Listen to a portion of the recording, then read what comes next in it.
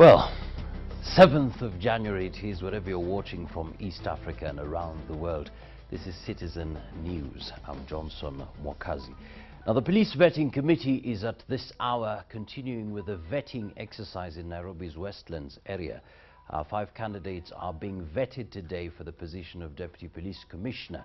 The officers are being questioned on issues of integrity and their role in the delivery of service. Beatrice, I just have one question from when you were in Kapu. When you were serving as the Deputy Commandant of Kapu, you opened a sealed confidential letter that was addressed to your boss. Could you please explain the situation, how that arose? What I know is that as a deputy, when confidential letters come, and these letters do not have the personal number of an officer. For instance, now if you see a letter written confidential PF number 214663, that is very personal to me. But if you come across a letter that is confidential, the second reference, and the boss is not in, that letter can be opened by the deputy because it could be containing very, very urgent matters. So I want to say that the letter I must have opened was not personal, but an official letter. This was a personal letter. This letter was addressed to a superior in his name. It's against this background that I think I'll want to request Commissioner Mushid to actually give you the details, because it may jog your memory, because otherwise that kind of action is seen as insubordination. Sincerely speaking, I've just said what I know about confidential letters. If they are bearing personal numbers, that's the only letter I call confidential. Any other letter written secpo and addressed to, like now in my office, if a letter comes addressed to the Director Community Policing and even addressed by my name, and it does not have my personal number, then I have always allowed my deputy to open. Otherwise, if the letter was really personal to him and I did that, then of course it must have been a mistake, I quite admit. The fact that your boss did not know how to go about many things. Your boss was incompetent. Is that what you are telling us? Mr. Chairman, I don't want to say there is anybody who has any monopoly of knowledge. But if you are coming from another department and you are joining others, it's so with due respect that you have others to guide you so that you do the right thing.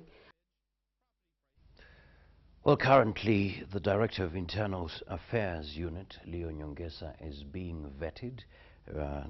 For the better part of the day, we expect 3 other officers, all of the rank of Deputy Commissioners of Police, to be vetted. We'll be giving you details of that particular report later on. But in the meantime, a meeting of the National Executive Committee of the Orange Democratic Movement Party to plan the party's national elections is underway at the party's headquarters at Orange House, Nairobi. Now, 26 posts, including that of party leader, are up for grabs. The National Delegates Congress, which will elect new leaders, was originally slated for 28th of February this year, of course, but that date could change depending on today's deliberations. The meeting is being chaired by party leader Raila Odinga. Odinga has welcomed competition in the party, saying the question of whether he should continue to lead the party or not will be decided by national delegates when elections are called. It is not clear whether Secretary General Professor Anyang' Nyong'o and Chairman Henry Koskei will defend their seats. However, Mombasa Governor Ali Hassan Joho is set to defend his seat of National Organizing Secretary. Other leaders who have expressed interest in top seats are Nairobi City Governor Evans Kidero, Budalangi MP Ababu Namwamba, former Speaker Kenneth Marende, Nairobi nominated Senator Elizabeth Ongoro, and former Changamwe Member of Parliament Ramadhan Kajembe. Some of those who want to vie for the positions are not attending today's meeting because they are not members of the National Executive Committee that comprises national officials and members of the Secretariat. They're already doing the drainage. Yeah. Now, South Sudan's government and rebel negotiators have finally agreed to start face-to-face talks to end 3 weeks of fighting. The peace talks opened formally on Saturday in Ethiopia, but delegates have yet to sit down for direct negotiations. The talks to reach a ceasefire have been overshadowed by continued clashes between government forces and the rebels, who are centered around the strategically located town of Bor. Both warring factions have said they want peace and are committed to ceasefire in principle, though neither has indicated whether they would lay down their weapons.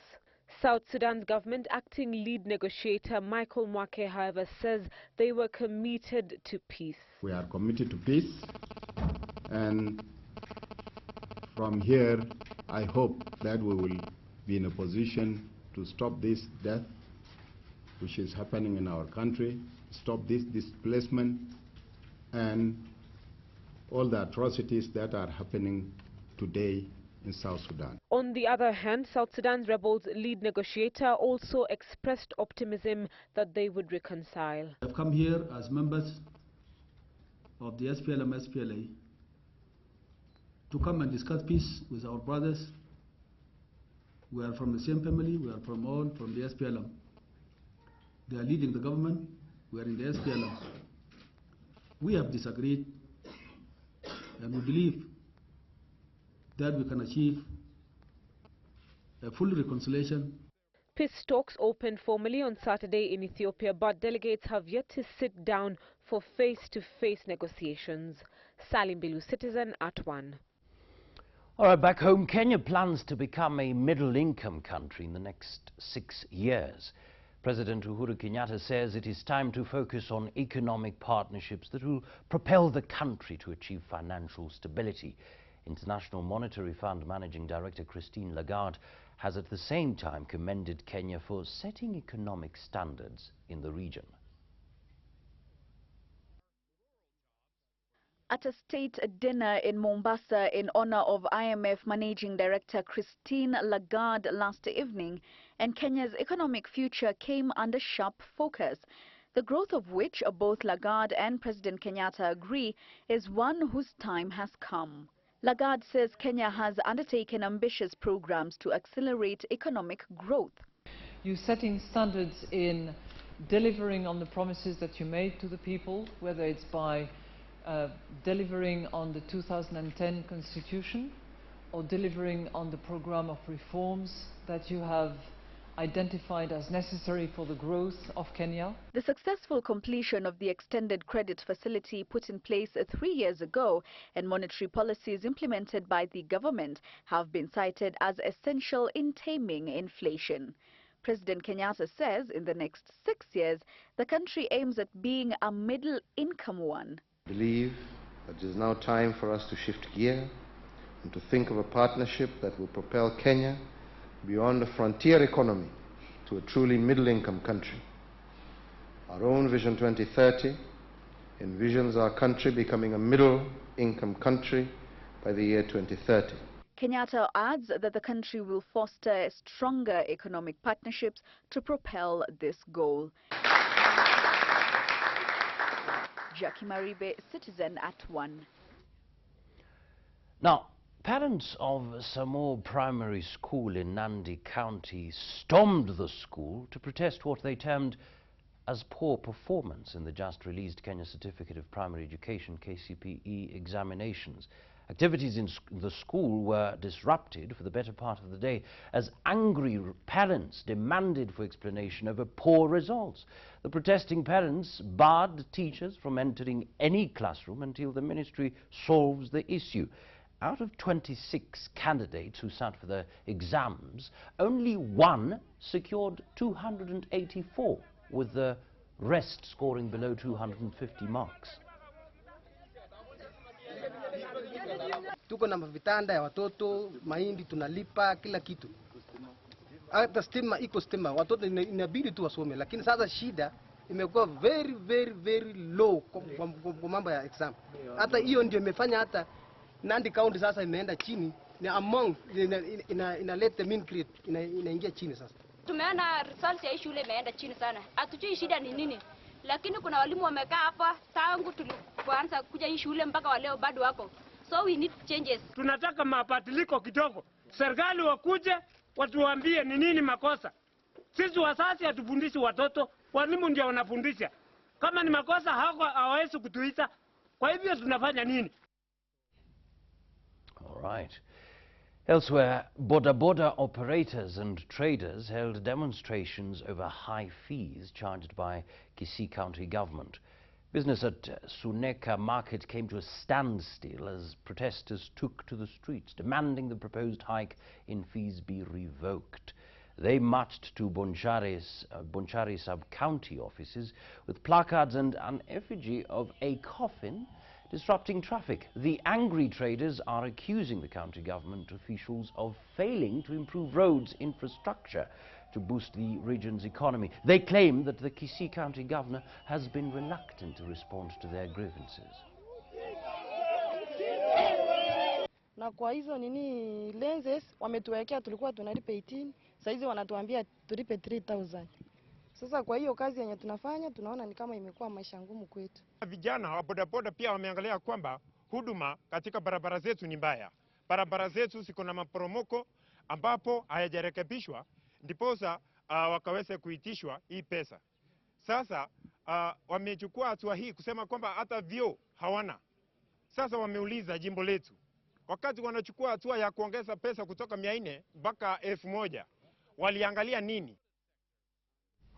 Now, leaders from Murang'a County have distanced themselves from an initiative by the governor, Mwangi wa Iria, saying it is akin to a pyramid scheme. The initiative, dubbed Murang'a Investment Cooperative, is a project by the governor, seeking to raise at least 3 billion shillings from the residents to develop the county. According to the leaders, the governor has not indicated how he is going to safeguard the people's investment and who will manage the fund or how it will be used. But the governor insists that the initiative is legitimate. And I'm saying it's the right time or the high time that this year now the governor comes us and explains to us what shilling is. Otherwise, I would request the people of Murang'a refrain from that investment. I know that it's the taxpayers' money that's being used for advertisement and all the kind of things that have already been done. But it's not too late for us to be called and for the people of Murang'a to fully understand what shilingi is. Because personally, I do not understand it. As Murang'a County, we have championed the formation of Murang'a Investment Cooperative Society. This is a cooperative which is duly, and I want that underlined, duly registered through the Ministry of Cooperative under the Ministry, through the Department of Cooperative under the Ministry of Trade. The common board for this cooperative is the people of Murang'a. All right, time to take a short break. We'll be right back with business and sports news. Don't go away, we'll be right back.